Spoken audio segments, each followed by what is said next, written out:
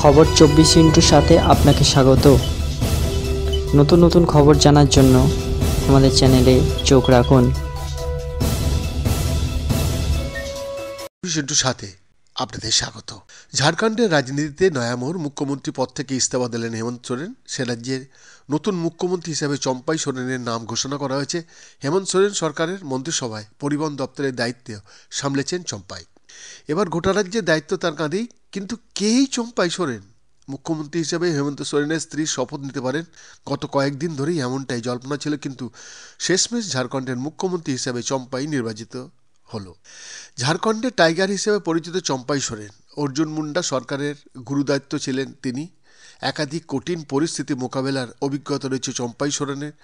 রাজনীতিতে প্রবীণ তিনি, আর তাই কঠিন রাজনৈতিক পরিস্থিতিতে চম্পাই সোরেনকেই বেছে নিল জেএমএম। ইতিমধ্যে রাজভবনে গিয়ে সংখ্যার তালিকা রাজ্যপাল হাতে তুলে দেওয়া হয়েছে। সম্ভবত আগামীকাল মানে আজ বৃহস্পতিবার মুখ্যমন্ত্রী হিসেবে শপথ নিতেই পারেন চম্পাই সোরেন। জিলিং গাগোদা গ্রামের আদিবাসী বাসিন্দা শিমল সোরেনের 4 সন্তান। পরিবারের বড় ছেলে চম্পাই। ছোট থেকেই কৃষিকাজে বিশেষ আগ্রহ ছিল তার, আর তাই সকাল হলেই বাবা শিমল সোরেনের সঙ্গে মাঠে যেতেন চম্পাই। করতেন চাষের কাজ। তবে পড়াশোনা বিশেষ করা সম্ভব হয়নি। ক্লাস 10 পর্যন্ত স্থানীয় একটি সরকারি স্কুলে পড়াশোনা। খুব অল্প বয়সেই বিয়ে হয়ে যায় চম্পাই সোরেনের। 4 ছেলে এবং 3 মেয়ে এখন তার বর্তমান।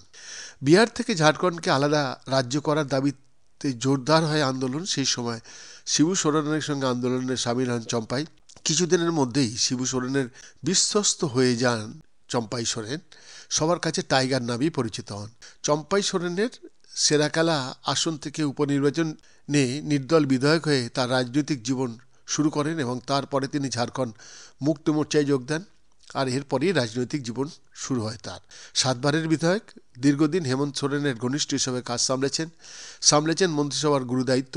এবার মুখ্যমন্ত্রী পদে টাইগারে বা ঝাড়খণ্ডের টাইগার কি করে সেটাই দেখার। বৈদ্যনাথ দাসের রিপোর্ট।